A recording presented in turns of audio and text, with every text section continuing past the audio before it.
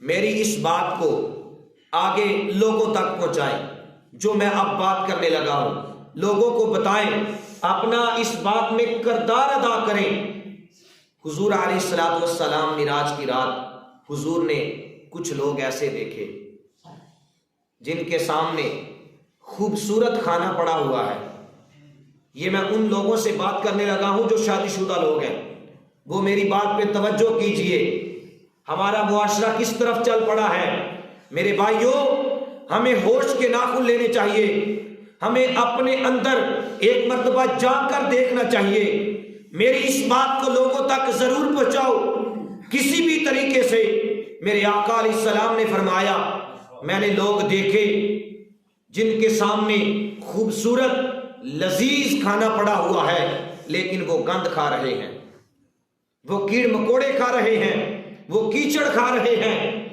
میں نے پوچھا جبریل یہ کون لوگ ہیں؟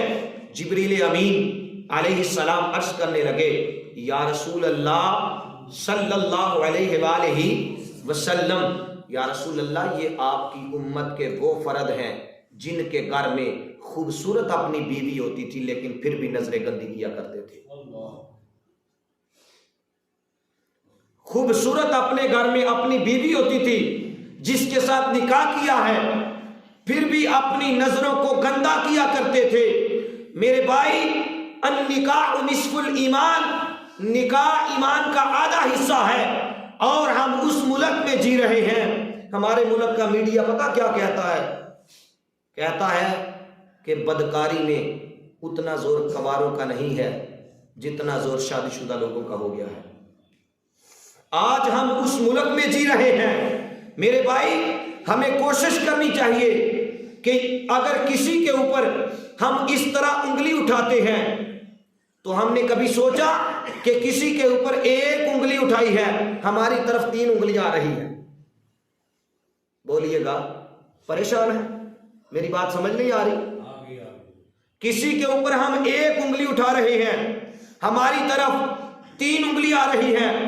پتہ چلتا ہے ایک مرتبہ کسی کے گھر کی طرف دیکھنے سے پہلے 3 مرتبہ اپنے اندر جان کر دیکھو، 4 مرتبہ اپنے اندر جان کر دیکھو، پھر ہمیں پتہ چلے گا یار آج اگر ہم کسی کی بہن، کسی کی بیٹی، کسی کی ماں کی طرف دیکھ رہے ہیں تو ہمارا گھر بھی ماں بیٹی بہن سے خالی نہیں ہے، ہمارے گھر میں بھی یہ سارے رشتے موجود ہیں۔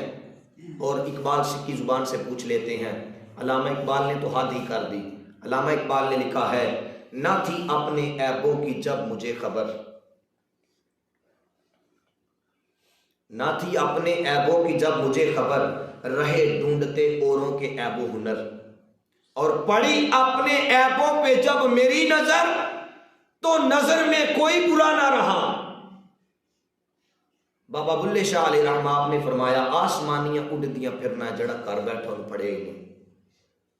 یعنی ہم لوگوں کے اوپر تو دھیان دیتے ہیں، میں کہنا چاہتا ہوں ہم اپنی ساری غلطیوں کے باوجود، اکثر میں یہ بات کہا کرتا ہوں، ہم اپنی ساری غلطیوں کے باوجود ہم اپنے آپ سے کتنا پیار کرتے ہیں، اور کسی کا تھوڑا سا عمل ہم ایسا دیکھ لیں تو ہمارا رویہ اس کے بارے میں کیا ہوتا ہے۔ جس طرح ہم اپنی غلطیوں کے باوجود اپنے ساتھ اتنا پیار کر رہے ہیں، اتنی عزت اپنے آپ کو دے رہے ہیں کہ لوگ مجھے پروٹوکول دے، میرا یہ شان نہیں تھا، میں اپنے رشتہ داروں کے گھر گیا، مجھے اس نے کس جگہ بٹھا دیا، بچوں والی چارپائی میں مجھے بٹھا دیا۔